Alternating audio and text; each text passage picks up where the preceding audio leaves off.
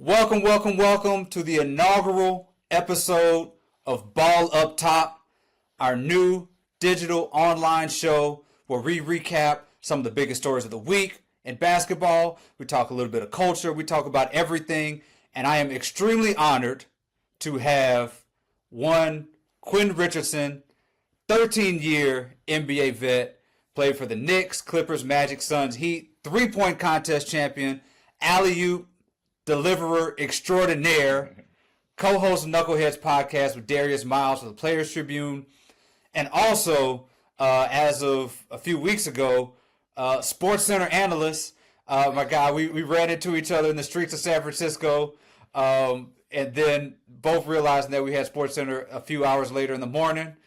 You were ready. I was like, I want to see how Q was up in the morning. You were up at 4 in the morning, like dashing, got your suit and tie on. You were ready to talk hoops. So that kind of grind, we got to respect that kind of grind. But first of all, welcome to the ESPN family. And I'm honored that you joined me so we can talk about sports, man.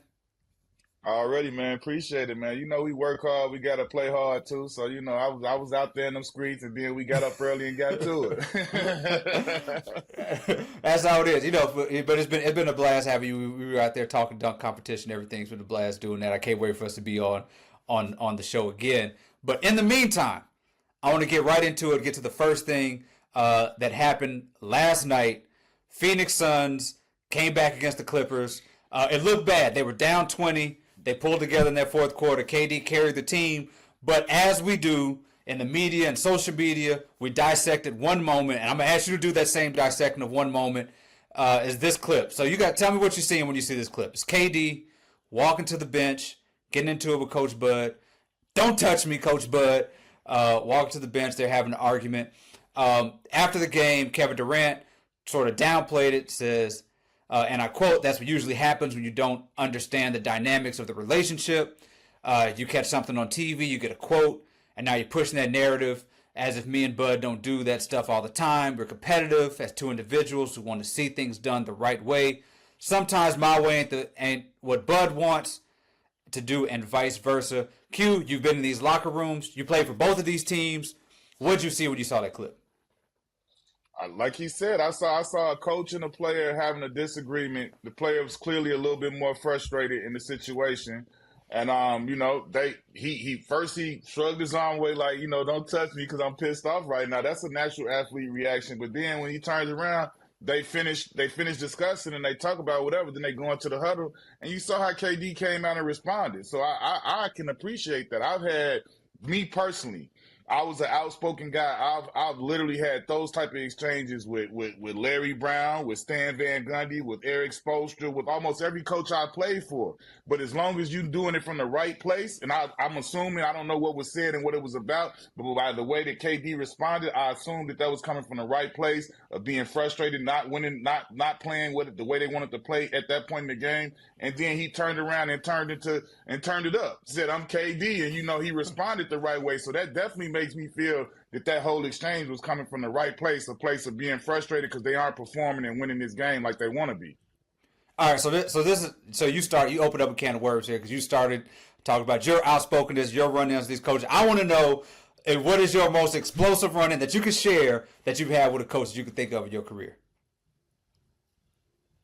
I would probably say Isaiah Thomas when I played for the Knicks. Zeke is a Chicago guy like me, and I'm telling you, it was, and we laugh about it because we talked about it afterwards, several times after the fact. I remember it well. We were playing against the at that time it was the New Jersey Nets, and they had the Collins twin, and he would set dirty screens all the time. Set screens, knee you in the thigh, do different things, and so I'm chasing off a screen. And he did illegal at the last second, slid, boom me. And my man, I think it was Vince or whoever it was, my man scores. Isaiah calls a timeout. He's pissed. He cursing me out. I go right back at him. F-bombs and F-you and this and that. And he's like, I said something. I said it was a dirty, like it was illegal. He said, "I don't give a F." He said, "Get through it." So literally, the very next play, they run the play again. He comes off the screen. When I say I ran through Collins like a damn Mack truck, and then I looked, because like what happened was during the exchange, Isaiah looked at me and said, "Stop acting effing soft." And I was done. I'm soft. I'm soft. That's what I was. Oh, okay. So the next play, he came in. When I talk about I took the forearm, I tried to flatline him, fell over him. They called a foul, raised my hand, I looked straight at him. I say, that's soft. I say, call me soft because that's soft. Like, you know what I'm saying? So yeah, like I was like any of my teammates, anybody that play with me know, like I had those exchanges with coaches a lot. And like I say, those exchanges aren't always bad. That's why I respect guys like Stan, Spo, and Coach Brown and Zeke, because they understood as long as you coming from the right place, we can do this. But if you talking about BS or some nonsense or some selfish stuff, I don't want to hear nothing you got to say. But like, and that's it, though, my situations, they knew I was coming from a team standpoint. It wasn't self-motivated. It wasn't selfish. So they allowed that. Shout out to Isaiah Thomas. He brought the dog out in you in that game, man. Shout out to him. Hey, listen. He knew. And listen, the thing about Zeke, he knew what he was doing. Uh-huh. I probably could ask him now. He knew what he was doing. He knew how to press people's buttons and get you to respond the right way. And he knew me from being in Chicago, and he knew how I was wired. So he knew what to do to get me ramped up. And I think that's what he was doing. So I want to talk about like the big picture on this Suns thing, because this Suns thing with KD and Bud. I mean, to me, this feels like more of a symptom of just how the season is going. It's been a disappointing season. A lot of people, expected better from them. I expected better from them. I don't think that they're going to make the play-in, even with Dallas sneaking out. I think Portland is actually going to make the play-in. They're only a half game behind. Phoenix has the toughest schedule left in the league. Like, when you're watching this team and you have KD and you have Booker, and even Beal, for as much criticism as it gotten, as an offensive weapon on that team, what is going wrong with Phoenix right now? I really don't know. I thought once they got Jones that would kind of remedy them needing a point guard and somebody to kind of facilitate, because the year before they went with those guys, kind of, Beal and Booker trying to bring it up and play point.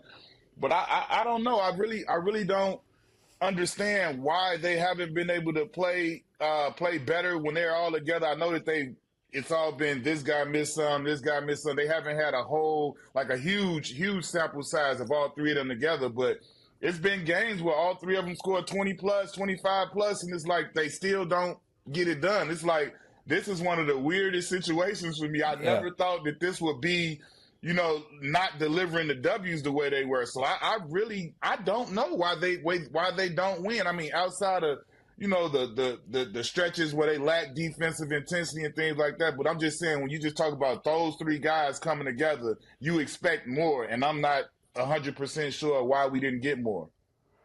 So here's what's fascinating to me about this. Like, Kevin Durant has had one of the more fascinating careers in NBA history to me, right?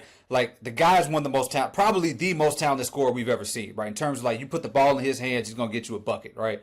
He went to the Golden State. He wins 2 championships. Should have won 3 if not for the injury. You go to Brooklyn. He maybe could have won another championship there with everything went haywire there. But he comes to Phoenix, and as great as he's playing, like, I still watch Durant play, and I still think this is a top 10 player in the league, right? At least.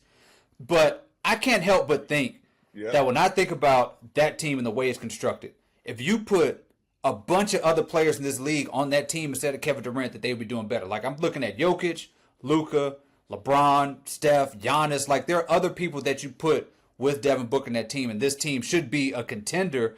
I just don't understand why this thing is not gelling with Durant there. I know there's talk about his leadership and all that stuff, but there's something that is disconnected from the talent that we see with Kevin Durant and where this team is. I don't know what your perspective is on that.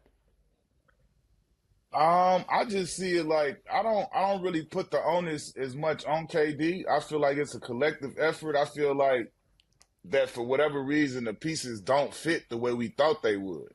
And I think that's more of the issue than anything, that the pieces not fitting together the way that we thought they would. Because when I watch them play, it's not a lot. It's not very smooth. It's like you see what I'm saying? Like, you see a team get a rebound, right? You used to, like, say, like on the Lakers, somebody get a rebound, it's gonna be either AR, Doncic, or LeBron bringing up the court. With them, you'll see all three of them calling for the ball, running out, and you'll see, like, whoever get the rebound, they might throw it to one guy, the other guy, like, yay, like, you know what I'm saying? Like, so it's like, I don't think they ever got that continuity and that we, like, that playing together long enough where we could figure this out. how we want to do and how things are going to go. So it's like, this guy's out this long, and then he comes back. And he's used to what he's used to when he comes back. Like, you know what I'm saying? All three of these guys have been the guy on their teams and used to, like, no matter how long they sit out or how long, when they get back, they got the ball. And it's not been that way. So you have uncomfortableness and uneasiness within those guys because they can't work themselves back into it the way they usually do. They usually do. And I think that was the bigger problem with bringing these three guys together as opposed to some of the other big threes we saw and this and that. But for me, I don't know. I mean, you can say bring Joker or somebody else there, and it may look. I think it will look different, but I don't know if it solves the total problem just because of the blend of the actual players. Like Joker's a big guy, so that could make it different. But with them guys all being kind of relegated to the wing, it's like we all kind of in each other's way at different times. And I guess what's frustrating with this team is like these next 2 months like a lame duck 2 months for this team. Like we sort of know. We know Kevin Durant is going to be gone, right? They want Bradley Beal out of there. Like, they've been treating Bradley Beal like, I'm not going to speak for you. I'm assuming you've never done this, but, when you don't want somebody to break up, when you don't want to break up with anybody and you want them to break up with you, that's how they've been treating Bradley Beal. They've put him on the bench. They've been making him want to say he wants out of there. And who knows what Booker's going to want to do. Like, I don't know. This feels like it's falling apart. It feels like it's at the end of the season.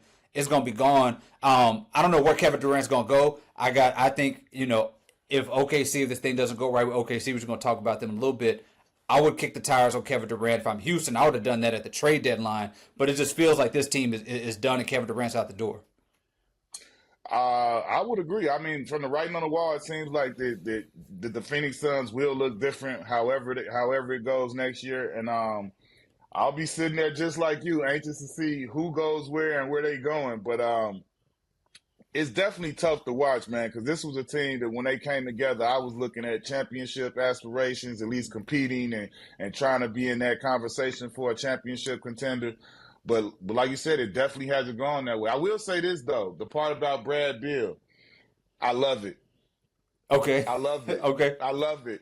All these rumors going around talking about what he did. He looked up and said, "Who going where?" I ain't heard nothing. They gotta talk to me first. I got a trade kick. I mean, I got a no trade clause, so ain't nothing moving without me saying so. And I love that. Like, hey, that's what you got your trade clause for. Your no trade clause for, because people don't understand from a player standpoint. D is that.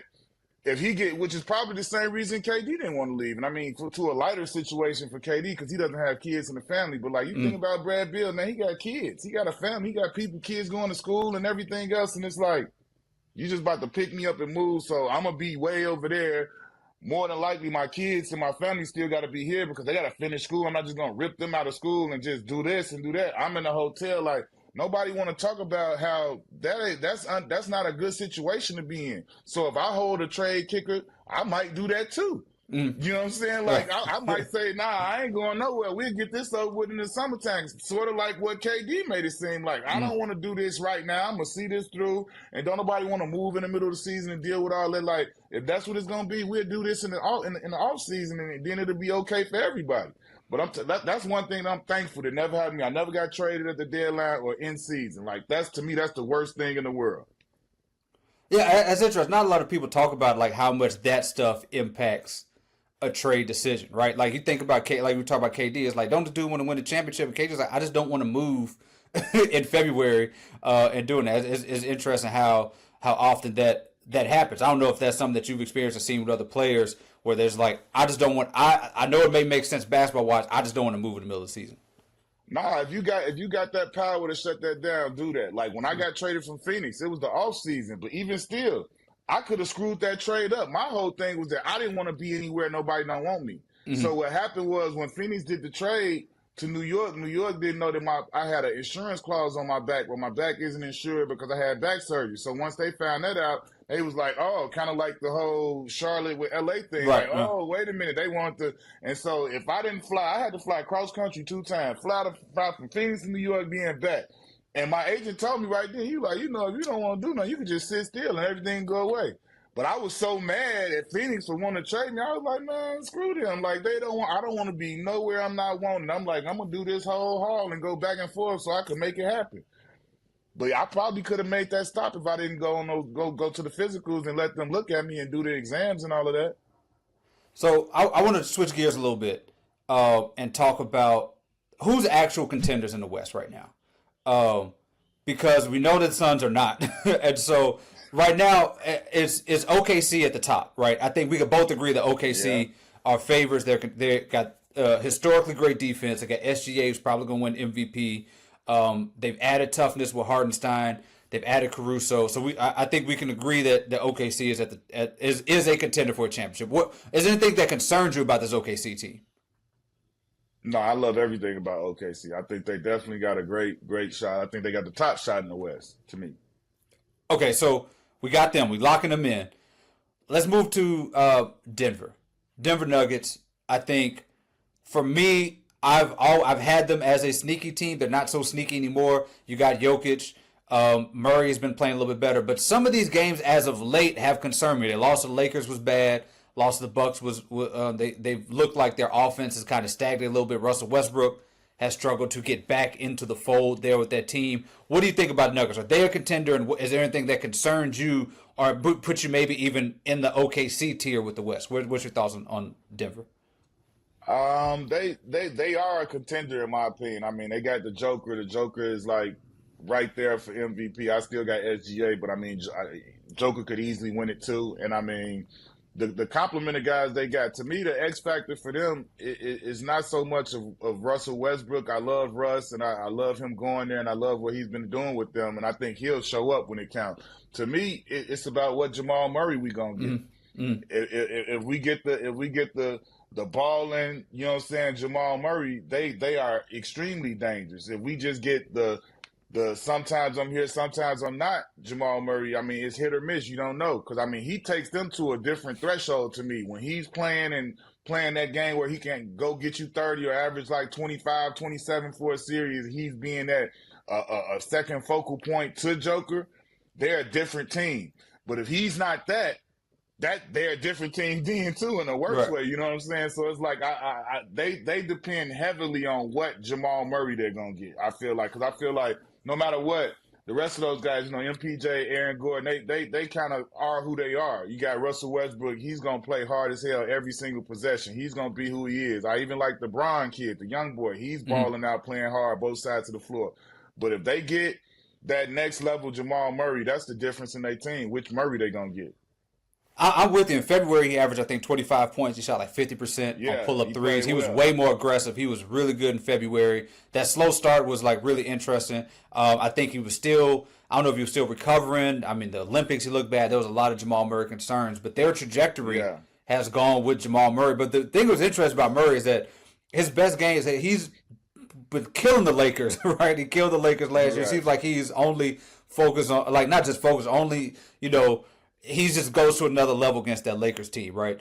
Was there one team that you played that you made sure that you bust their ass every time you played them? Especially early on, I would say like Boston, Phoenix, and Washington. Why is that? Why. I don't know why. Well, Boston, it was me and Paul Pierce. We always had this back and forth, so I always wanted to get at him.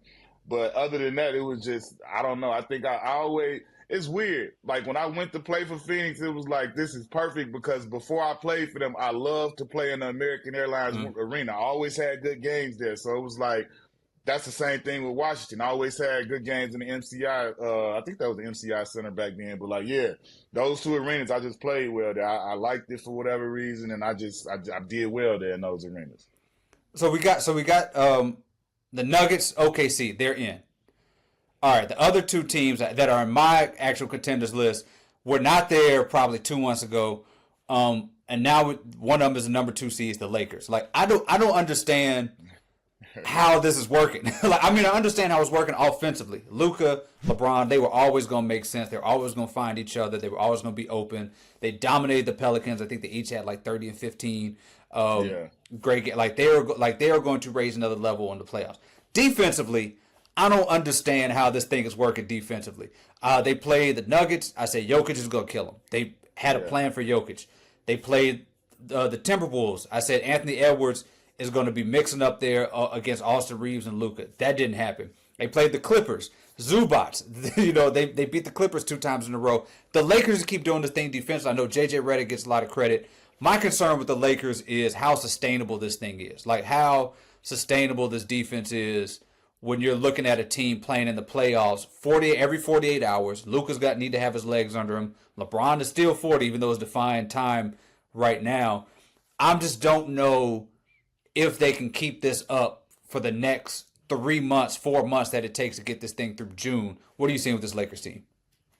Man, I think it's a lot of what you said. JJ Redick and the staff, they deserve huge credit for navigating everything that's been thrown at them. First of all, this season, you come into the season with one team and you playing this way, then you get a monumental trade that changes the whole team in the middle of the season. And I feel like they've pivoted along the way, and like the answers to why they have been able to do this is, you know what I'm saying, like they took time and put together a scheme. And then the second half of it is that the players are playing their ass off. They you know what I'm saying? They like, right. As far as defensively, they hustling, they trying hard, they helping each other, they covering for each other, they doing all of those things that you need to do to be a great defensive team. Basically, they bought in. They bought into each other. They bought into what the coaches are teaching them up on to do and the schemes and the way they asking them to play.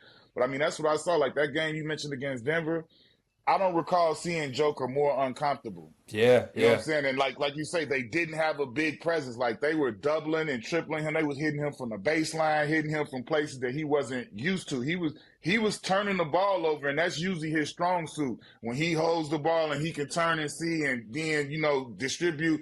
He was doing those things, but they were hitting him from unconventional. They were coming from the back, from the side, from the baseline, and you could visibly see the frustration on his face. He had a triple-double, but they said that was his worst triple-double of his career. Yeah. So it's like, what the things that they're doing, they're coaching them up on it, but you have to give huge credit to not only the staff, but the players, because I'm watching them. The Jared Vanderbilts, these guys are playing. Like, he's outmatched as far as size and height and strength and everything, weight. And he's going as hard as he can, taking elbows, getting knocked down, doing things to try and, even when he doesn't have the height and the size, he tries to do little things to agitate and to get into you. I saw him doing that to Joker, making him, fall and almost get offensive fouls, and he was, shaking his head. Those type of things matter and help. And they doing all of those things. And I think that's what's contributing to them playing so well and them doing, making this run right now. I don't know how sustainable it is. We have to see. But, right now, they doing a damn good job of it. So while you're here, I need you to have my back on something. Me and Perk were on NBA Today yesterday, arguing up and down, because I said Jokic is the best player in the league, and I actually went so far as to say the gap between Jokic and number 2 in the league is as wide a gap as we've seen in a long time, right? He is just on his own island as the best player in the league. Perk, our beloved Perk, played in the NBA, knows this stuff, says LeBron James at 40 years old is still the best player in the league. Q, tell Perk, look in the camera, tell Perk, well, I'm right and he's wrong. I need you to have my back. Yeah, no, while what LeBron is doing is nothing short of incredible and amazing, he's not the best player in the league right now. He got Western Conference Player of the Month, which is unbelievable to do at unreal. This age. It's unreal. But, to say he's not the best player, just think of it this way. For him to even be considered or have people calling him that is enough in itself. You know what I'm saying? Right. That's kudos to what LeBron has been able to do. And this is the thing that I've come to say about LeBron. If you think about it, Dave, all us old guys, right? We sit here when we retired and we watching the game and we say, damn, if I knew then what I know now, man, I ought have did this and then the third. LeBron has the privilege of literally knowing now what he wish he knew then. But the caveat is this. This is the caveat, Dave. He ain't retired and sitting up like that. Right. He still is as athletic as some of these guys in their first through 5 years. He still jumps higher and does things that they can't even do. So when you couple that with I wish I knew then what I know, I really know then what I wish I knew now, and it's over with. It's over with when you have that type of knowledge and you still possess this type of athletic ability and your body has been kept up in this great shape. It's over. It's literally over. He can go out there and dominate a game because he has 20, 21 years of knowledge of being in here. He's figured things out that people didn't figure out today, was on the couch and couldn't move no more. He's still moving and know all of this. Like, you got to think about that. That's like if you ask any retired player, they'll tell you, oh, this, that, and the thing. We got all the answers now. It don't damn matter. Like, you feel what I'm saying? Like, he got the answers to the test, and he's still taking the test. That's a good way to put it. That's good. Hey, with all that said about the Lakers, LeBron, I still think that there's one more team in the West, and that's the Golden State Warriors. What they've done, adding Jimmy Butler, I still think Stephen Curry is a good enough player to be the best player on the championship team. The Warriors, to me, are the fourth contender in the West, and if it's them, I mean, I think that they just have what's more sustainable in terms of defensively. Jimmy Butler fit into an Andrew Wiggins spot already. They've won small. I think this Warriors is the team that nobody wants to play in the Western Conference. No, I don't. I definitely agree that, you know, that Jimmy Butler coming there kind of changed everything for them mentally. I mean, you heard Draymond say he's come out and say they flat out gonna win it. We don't know about that, but I mean, that speaks to the shot of confidence that Jimmy Buckets brought with him when he came through the door. You know what I'm saying? And this is the part that I think, you know, like, all right, people take Draymond for whatever, and, you know, sometimes he could be outlandish and far out, but, like, the one thing you got to kind of believe and listen to guys, especially somebody like him, if he says he knows what it looked like, he's been there 4, 5, 6 times. He's won 4. Like, if he says he knows what it looks like, he's been there. I believe him. You know what I'm saying? Like, he has the memory bank to go back and say, I remember this, I remember this, I remember that. And his little things as a hooper that remind you of certain things from certain years. So if he's saying that, I believe him. Like, to talk about him and Steph looking at each other and saying, this is our last run, this is our final chance at it. Like, I don't know if people understand how athletes are wired. That means we have a heightened sense of urgency about this thing. And we going to go a little bit harder than we were previously. So, I mean, we all know what Jimmy Buckets is. Playoff Jimmy. When he get into the playoffs and get into series, he's one of the top 5 players in the NBA. Like, that's what he becomes statistically. Yeah. Like, we can look at it, look it up and see that. So, I mean, I don't think it's far-fetched for them to be a true competitor. Like, like you said, Steph Curry is still the Steph Curry that could black out and go for 50. He just did it the other night. He still has that top-tier level where he could black out and give you whatever he need to give you to help his team win. And then, like you say, when he gets tired and needs a break, you still got Jimmy Buckets that now can sustain that unit and can get you easy buckets and get you to the foul line and sustain that period of time when Steph isn't out there. So I don't count them out until they actually out, man. So I want to get into a couple quick hitter things real quick. But before we do that, right now, what's your finals prediction? Who's going to meet up in the finals? I have Boston and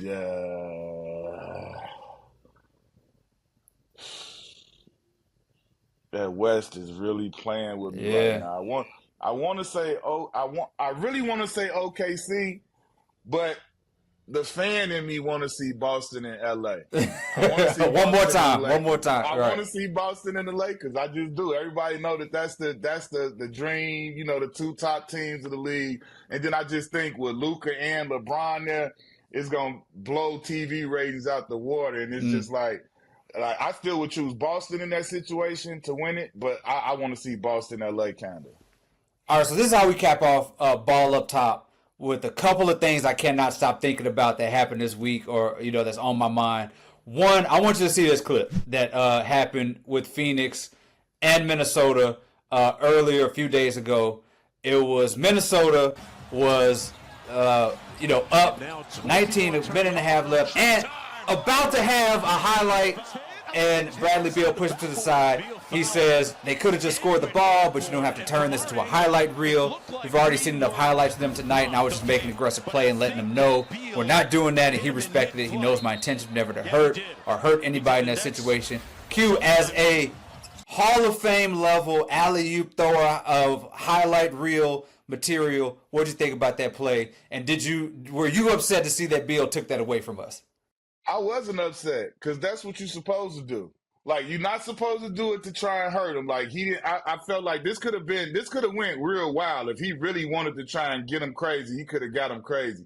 But I felt like at that point in the game, it's 112-93. Like, hold your horses, young fella. Y'all doing too damn much. And I'm serious. I'm not opposed to, like, you know, and to Bill's credit, as he pushed him, he followed up trying to make sure, like I ain't trying to hurt you, but you like, y'all, you tripping, y'all doing too much.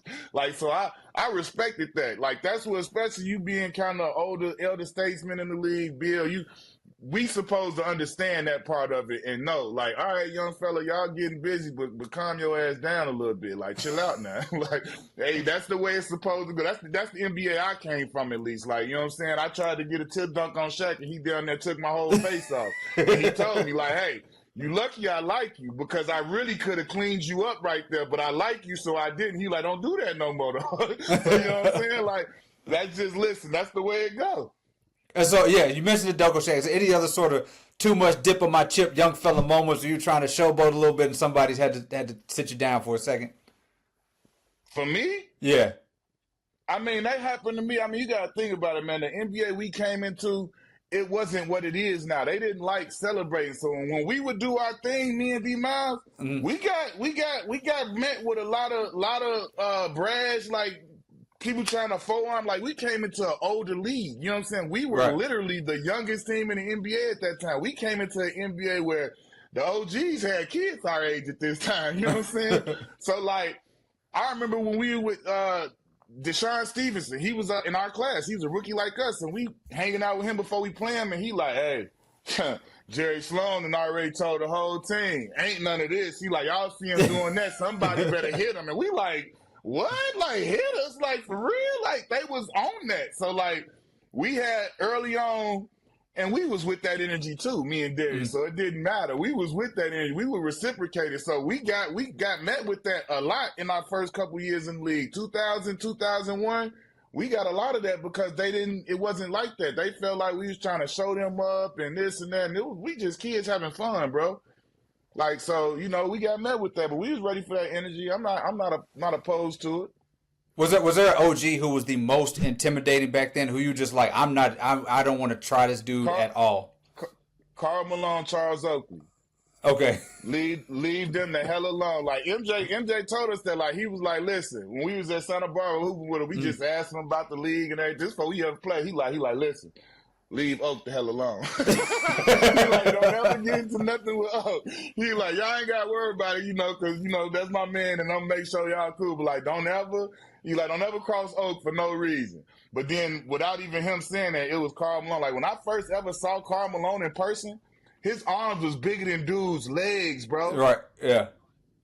No lie. His arms were bigger than dude's legs. We were just looking at him like, you know, like, we just Karl Malone. We've been watching him forever. I'm like, dude, like, this is the mailman. And, like, when you talk about getting hit by a screen, feeling like you just ran into the stone wall, him and Stockton was like that too, though, as far as, like, Stockton set some of the craziest, hardest screens I've ever seen in my life. But, like, yeah, I watched Karl Malone. He cleared Corey Maggette whole everything. Shattered that shit. Concussed. He couldn't travel with us. He had to stay in a dark lit room. Like shattered his teeth? Shattered everything. You can Google it. It's a true story. We was in Utah. Tore him up with an elbow. Tore him up. Real talk. I wasn't messing with mailman. When he go like this, you get the hell out the way. I'm not playing. That's crazy. Real talk. All right, so one more thing I want to get to before we go, and it is it's Oscar season. Everybody's been talking about movies, and people are talking about their favorite sports movies. I don't know where Above the Rim ranks for you in terms of your favorite sports movies. I would imagine it's high up top, one of the best sports movies of all time. But I got a bone to pick with Above the Rim. Q, and it's been on my mind for a long time. Let's roll this clip so you can see this one scene that just gets me the wrong way. You know what this is. Yes, I remember it. You know what this is.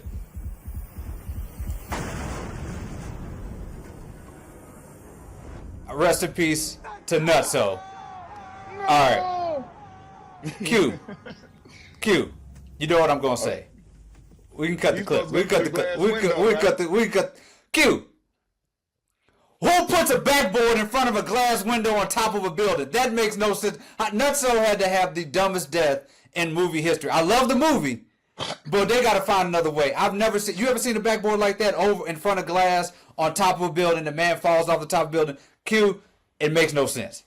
The only backboard like that was in the back of my house in the alley on a light pole where we had the crate connected to it. Remember you used to have crates and shit? Yeah. But if that ain't my bone to pick with Buzzreal. My bone to pick was that Leon, respect. He the G. I know him from when I played with the Knicks. Leon, respect. Hey, come on, Dave. We all done hoop before, right? How many people come to the court and with the slacks and work clothes? But that man had on some corduroys. Man, if you don't get up out of here, man had on a pea coat. Man, are you kidding me? This man came and gave work in work clothes. He gave them the business in a full work outfit, boots and all. Like that man clocked out. It's back in the old days when people worked 9 to 5 jobs and they went and played for the Knickerbockers in Madison Square Garden and gave the points. That's a throwback. Hey, they lost me when they had my man out there cooking foods in the work outfit. That was crazy. That was my biggest quarrel with the whole joint. Like I was like, okay, this is how he hooping right now with the chords on. Like, nah, bro. Somebody's supposed to be offended that he out here in work clothes and just go crazy on him.